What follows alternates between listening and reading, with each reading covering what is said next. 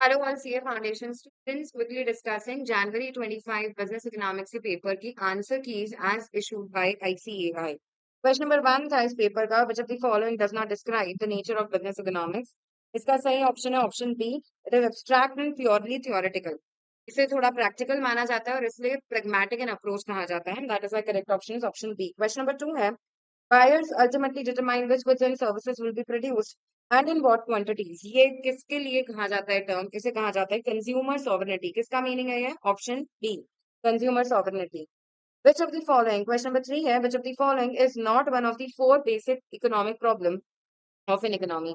What to produce, what provisions are needed for economic growth and कौन whom to produce, ये सारे तो economic problems हैं, लेकिन where to produce economic problem नहीं है, इसलिए सही ऑप्शन है ऑप्शन बी। क्वेश्चन नंबर 4 है, finance minister was discussing balance of trade and balance of payment. ये कौन से टाइप का इकोनॉमिक्स है यार? ये मैक्रो इकोनॉमिक्स है, दोनों ही मैक्रो सिचुएशंस, मैक्रो प्रॉब्लम्स हैं। ऑप्शन बी सही है। Question number 5, which of the following is an example of normative statement. इनमें से कौन सा नॉर्मेटिव है? Demand for a good will increase if it's price decreases. बेटा ये तो फैक्ट है, तो दैट इज व्हाई ये पॉजिटिव है, ऑप्शन बी है। The government would should increase taxes on liquor, should increase, ऐसा करना चाहिए गवर्नमेंट को। तो फिर ये नॉर्मेटिव स्टेटमेंट होगा, क्योंकि ये सजेशन हो गया, ऑप्शन बी सही है। क्वेश्चन नंबर 6 है, when some people start investing money in share market, then many people start following the same without considering its advantages and disadvantages। ये किसका एग्जाम्पल है? बेटा एक बैंड वेगन इफेक्ट है, जब बाकी लोग फॉलो कर रहे हैं कोई चीज, because some people are doing it। Question number 7 है, ceteris paribus का ceteris paribus का क्या मतलब है? करेक्ट ऑप्शन इज ऑप्शन है, all other things remaining constant. Option question number 8 है, slope of demand curve is. बेटा ये तुम्हें ध्यान रखना है, स्लोप डिमांड कर्व का क्या होता है? वाई एक्सिस पे प्राइस आता है और एक्स एक्सिस पे क्वांटिटी डिमांडेड आता है, ठीक है? तो स्लोप ऑफ डिमांड कर्व क्या होगा? Change in y upon change in x, मतलब change in price upon change in quantity, और minus sign is a symbol to show inverse relation. Correct option is option D. Question number 9, shopkeeper sells two commodities A and B which are close substitutes of each other. It is observed that when the price of commodity A rises by 20%, change in price of A कितना है? 20% का, तो quantity B की बढ़ जाती है 30% से। दोनों में पॉजिटिव रिलेशन है, मतलब वो सब्सटीट्यूट से, और आंसर प्लस में आएगा। Percentage change in quantity demanded upon percentage change in price, मतलब 1.5, ऑप्शन सी सही ऑप्शन है। क्वेश्चन नंबर 10 है, excess of price which the consumer would be willing to pay rather than go without a thing over then which is actually then what he actually pays। मतलब कितना वो extra पे करना चाहता है over what he is actually paying, इसे क्या बोला जाता है? करेक्ट ऑप्शन ऑप्शन बी है, कंज्यूमर सरप्लस। इनमें से कौन सा सबसे ज्यादा आपको दे रहा है satisfaction? तो सही ऑप्शन है higher IC gives higher level of satisfaction। Correct option is option A, IC3। Question number 12 है, which of the following refers to the bond satisfying power of commodity and service? बेटा इसका सही option है utility, option A. Question number 13 है, if the price of wheat increases from 1800 to 2200, यानी 400 का change है price में, तो क्वांटिटी क्वांटिटी सप्लाई चेंज हो जाती है 2000 से 3200 में, तो चेंज इन क्वांटिटी है 1200। Change in Q upon change in P into original price 1800 upon original quantity 2000, तो सही आंसर आ रहा है 2.7, option C. Question 14, in case of perfectly elastic supply, ES किसके बराबर होगा? परफेक्टली इलास्टिक सप्लाई में इनफाइनाइट होगा, option D. Question 15, supply function ऐसे दिया है 120 प्लस 60। बेटा अगर मैं ऐसे डिफरेंशिएट करूं D q by d P, तो ये 120 जीरो हो गया है, और 6p की जगह मैं लिख सकती हूँ 6, ठीक है? तो इलास्टिसिटी ऑफ सप्लाई कितना होगा?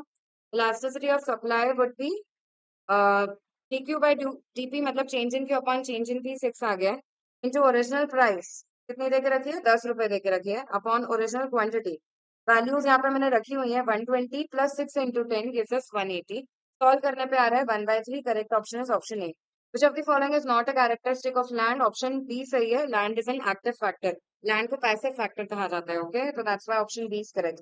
कॉप डॉगलेस प्रोडक्शन फंक्शन का डायरेक्ट फॉर्मूला पूछ लिया, option B, option D. Q is equal to K L to the power A C to the power 1 minus A, direct question. Then इसको मैंने solve करके रखा हुआ है। इसके टेबल के बेसिस पे देखो, TP 10 है तो AP और MP 10 हो जाएंगे, फिर MP 11 देके रखा है, तो 10 प्लस 11 21, और 21 डिवाइडेड बाई 2 10.5 आ जाएगा AP। फिर उसके बाद 11 एपी है, 11 इंटू 3 किया तो 33 टीपी आ गया, और 33 minus 21 gives us 12 as MP. फिर नेक्स्ट लेवल पे 11 देके रखा है MP, 33 plus 11 gives us 44, 44 by 4 gives us 11।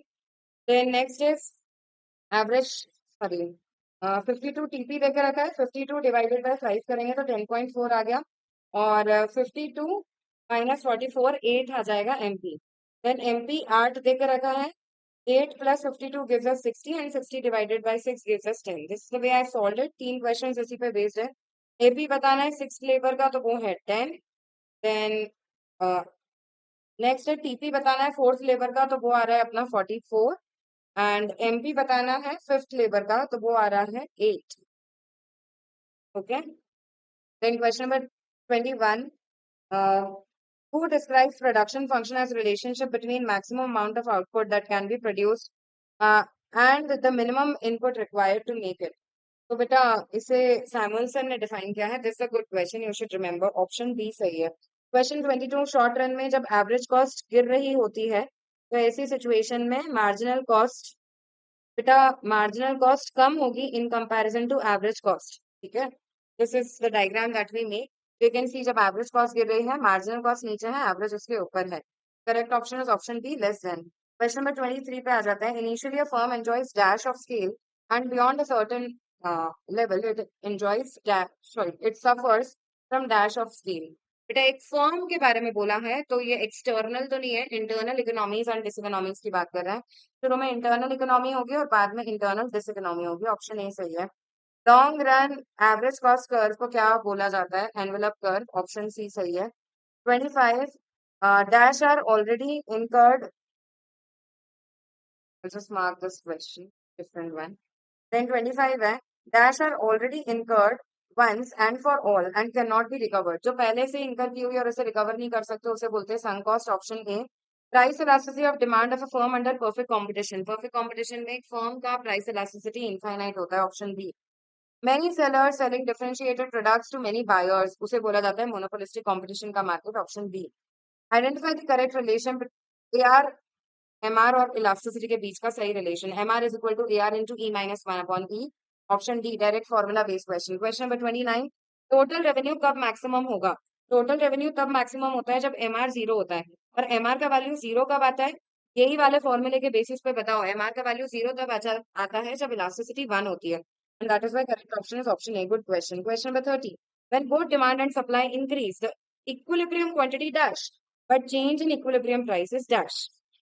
जब दोनों बढ़ते हैं डिमांड और सप्लाई तो एक बात पक्की है कि इक्विलिब्रियम क्वांटिटी तो बढ़ेगी, लेकिन इक्विलिब्रियम प्राइस पे क्या चेंज आएगा इसके बारे में हम श्योरिटी से नहीं बता पाएंगे, ऑप्शन सी सही है। क्वेश्चन नंबर 31 में अपने को सही रिलेशन आइडेंटिफाई करना है प्रोड्यूसर्स इक्विलिब्रियम के लिए।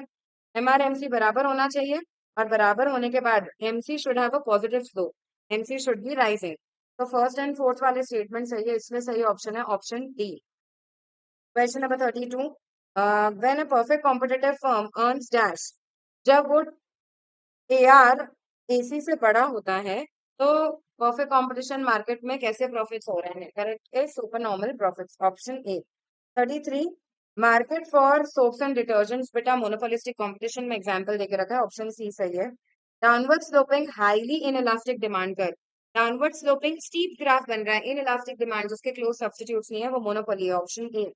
35, market characterized by single buyer for a product, बेटा मोनोपोली मार्केट है, correct option is option D.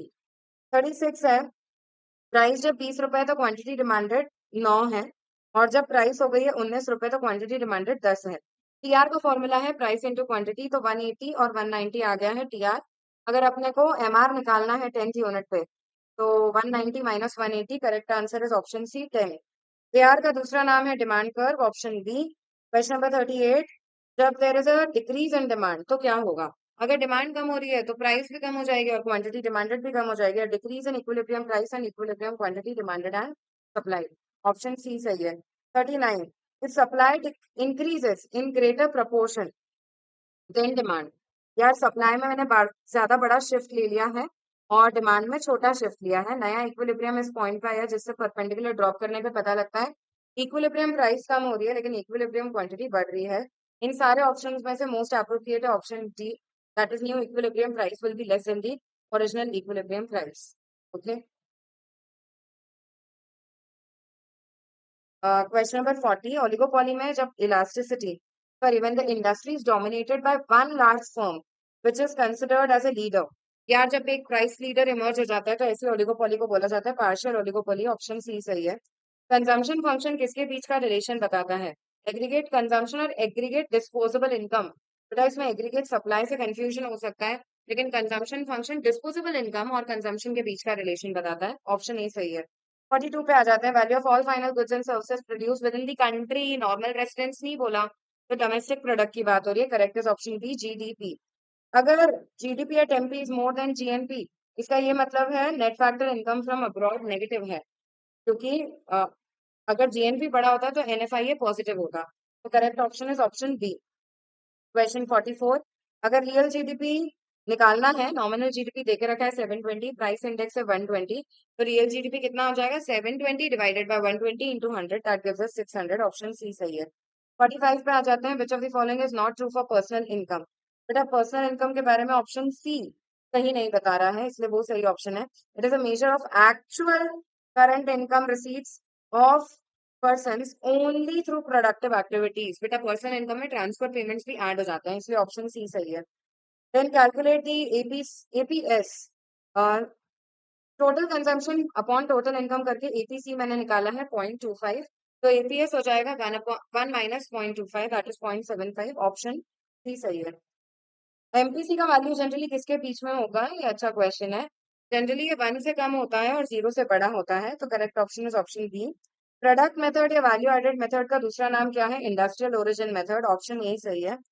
Then अपने को 3 सेक्टर मॉडल में y का वैल्यू निकालना है। y is equal to C plus I plus G, तो y is equal to C 8 plus 0.6 bracket खोल के y माइनस 10, मतलब टैक्स का अपन ने 10 माइनस कर दिया है, प्लस 60 मतलब i प्लस g मतलब 10 इज इक्वल टू 1। इसे सॉल्व करने पर जो वैल्यू निकल के आ रही है वो है 180। ऑप्शन सी सही है। Question 15 an economy investment expenditure देके रखा है, इंक्रीज हो गया है 300 करोड़ से, एमपीसी 0.6 है, तो एमपीसी से मैं मल्टीप्लायर की वैल्यू निकाल लूंगी। 1/1 minus 0.6 gives me 2.5 as the value of multiplier. 2.5 is equal to change in y upon change in I, तो चेंज इन आई है 300, 300 इंटू 2.5 करेंगे तो 750 मिल रहा है। चेंज इन इनकम है 750 का। क्वेश्चन नंबर 51 है, while using the income method which of the following income is included while calculating national income? Commission और ब्रोकरेज का पैसा ऐड किया जाएगा क्योंकि उसके बदले में आपने फैक्टर सर्विस ली है और सामने वाले ने दी है। Gross value added at MP, GDP at MP निकालना है। सेल्स देके रखी है 750, प्लस चेंज इन स्टॉक करोगे तो वो माइनस 100 आ रहा है, closing stock minus opening stock 200 minus 300 करके ये करेंगे तो वैल्यू ऑफ आउटपुट मिला है 650। इसमें से इंटरमीडिएट कंजम्पशन 250 माइनस कर देंगे तो 400 आ जाएगा GDP at MP. Option A सही है।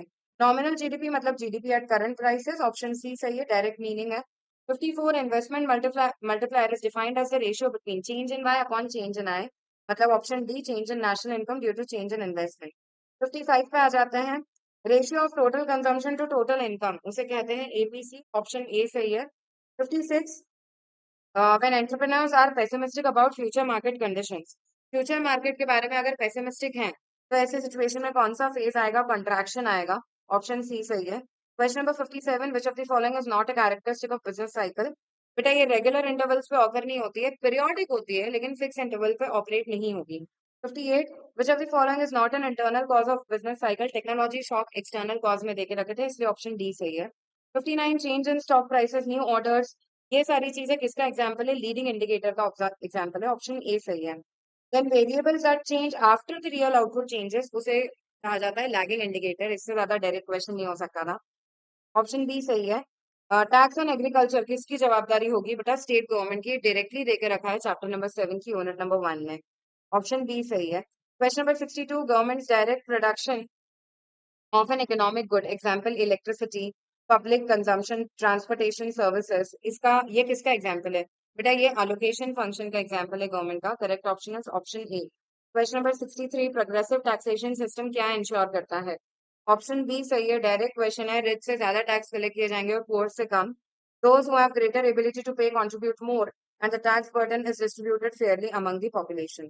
Question number 64, non debt capital receipt of government include करेगी recovery of loans and advances, direct example देके रखा है लिस्ट में। Question number 65, when the outcome of a policy are not visible for some time, तो उसे कहा जाता है इम्पैक्ट लैग। आपको थोड़े टाइम तक समझ नहीं आता है कि क्या इम्पैक्ट आएगा इस पॉलिसी चेंज का, option D. Question number 66, excess of government total expenditure over total receipts excluding borrowing, बेटा उसे कहा जाता है फिस्कल डेफिसिट, डायरेक्ट डेफिनेशन है, ऑप्शन बी सही है। The receipts which neither create any liability nor create any reduction in the asset, उसे कहा जाता है रेवेन्यू रिसीट, डायरेक्ट डेफिनेशन है, ऑप्शन सी सही है। इंटर स्टेट सेल परचेज पे कौन सा टैक्स लगाएगी government, that is IGST, option सी।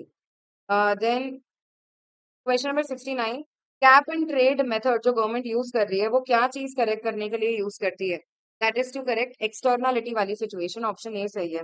70 पे आ जाते हैं, विच बॉडी, कौन सी बॉडी फिस्कल फेडरलिज्म की एपेक्स बॉडी है, ऑप्शन डी सही है, finance commission. Which of the following is not a characteristic of money, easily reproducible नहीं होता है मनी, इसलिए सही ऑप्शन है option D. Question number 72, currency issued by the central bank is known as dash, बेटा उसे कहा जाता है फियाट मनी, और ये बैक की जाती है बाय सपोर्टिंग रिजर्व्स एंड उसका वैल्यू सॉवरेन गारंटी के थ्रू सिक्योर किया जाता है। अब बेटा वैसे तो आज की तारीख में जितना आप पैसा इशू कर रहे हो उसके अगेंस्ट आप इक्विवेलेंट रिजर्व नहीं रखते हो, लेकिन मिनिमम रिजर्व रखते हो। It is a good question, okay. मतलब ideally I do not support this line कि it is backed by the supporting reserve, it is supported by minimum reserve होना चाहिए था ये, okay। Then question number 73, considering that with a money multiplier of 1.5 there has been an increment of 600 crore money supply, monetary base निकालना है यार, money multiplier into monetary base is equal to money supply, 1.5 into monetary base is equal to 600, तो monetary base हो जाएगा 600 divided by 1.5, correct option is option C 400। Narrow money निकालना है तो currency with public, demand deposits with banking system और other deposits with RBI add करेंगे तो we get 5,68,000 crore, ठीक है, करेक्ट ऑप्शन है option A. Question number 75, currency with public निकालनी है तो नोट्स इन सर्कुलेशन में ऐड करोगे circulation of rupee coins and small coins और माइनस कर देंगे क्या, cash on hand with banks. तो सॉल्व करने पे आ रहा है 1970 19750, that is option B, directly question दिया हुआ है मॉड्यूल में इस टाइप का। Question number 76, dash is a penal rate at which RBI lends money to banks above the repo rate, repo rate policy के ऊपर जिस रेट पे आप लेंड कर रहे हो उसे एमएसएफ रेट कहा जाता है, ऑप्शन ए सही है। लिक्विडिटी एडजस्टमेंट फैसिलिटी कौन सी कमेटी का रिकमेंडेशन था, that is Narasimha committee. Unexpected question, a good question again, should be mark. Money created bye commercial banks को क्या कहते हैं, उसे क्रेडिट मनी कहते हैं, ऑप्शन डी सही है। Under the concept of money supply the term public do not include, public में क्या इंक्लूड नहीं होगा मनी सप्लाई कैलकुलेट करते वक्त, गवर्नमेंट और बैंकिंग सिस्टम का पैसा ऐड नहीं करते हैं, ऑप्शन सी सही है। Compute the total credit money created by the banking system, formula क्या है, 12 लाख का डिपॉजिट आया divided by reserve requirement, 12 lakh divided by 0.15 will give us 80 lakh, option B सही है। 81 है, फैक्टर एंडोमेंट थ्योरी का दूसरा नाम है हेक्सकर-ओलियन थ्योरी, ऑप्शन सी सही है। 82 है, when tariff is calculated on the basis of specific contents of the imported goods, content के हिसाब से टैरिफ लगा रहे हो ना आप, तो उसे टेक्निकल टैरिफ बोलते हैं, ऑप्शन डी सही है। 83, which tariff is expressed either on the basis of the value of imported goods or on the basis of unit of measure of the imported goods depending on whichever is greater और whichever is less, ठीक है। तो दोनों में से जो ज्यादा है या जो कम है उसके बेसिस पे उसे कहा जाता है मिक्स टैरिफ, ऑप्शन सी सही है। फिर ऐसा टैरिफ जो रॉ मटेरियल पे कम लगाया जाता है और मैन्युफैक्चर्ड गुड्स पे ज्यादा लगाया जाएगा उसे कहा जाएगा एस्केलेटेड टैरिफ, ऑप्शन बी सही है।